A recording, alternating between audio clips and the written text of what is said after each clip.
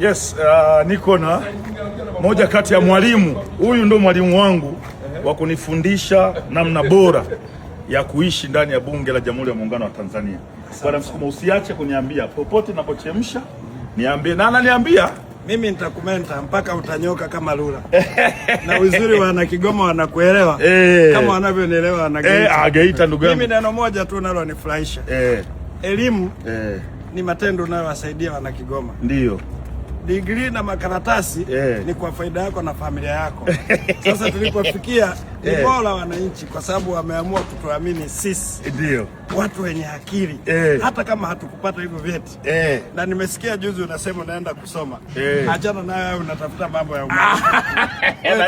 Na matatizo ya wananchi, kwa sababu ukienda kusoma sasa hivi utawazilishia wana Kigoma walifanya makosa kukuchagua. No, sasa na kuamini mimi ni kwamba wasomi yapo mambo mazuri wameyafanya kwenye nchi yetu.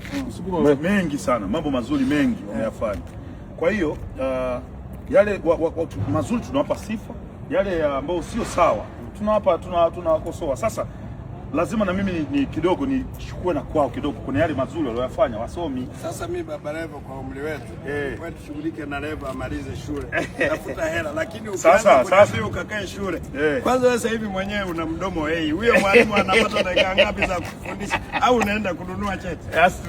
Mimi sitaki kujifunza kwa mtu ambaye alikuwa na akili timamu akapendwa na watu wake, akatenda matendo mpaka akaja bungeni, alafu kabla anaambia leo naenda kusoma, maana yake wale walichagua mjinga. Sasa sitaki kuwa kwenye hilo grupu mimi kama mwenyekiti wa watu wa darasa. Mwisho wa kurekodi. Sasa naomba nipate dawati. Mimi tunaenda kuchangisha madawati.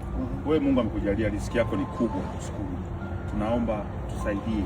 Kigoma kuna damage ya madawati. Sisi dawati moja gharama yake inaenda kwenye 60,000 kutokana na mkoa. 60,080 mpaka 100,000. Nisaidie madawati mzee wangu. Hamna shida, kwa vile bunge limeanza tutakaa miezi mitatu hapa, utapata, hamna shida.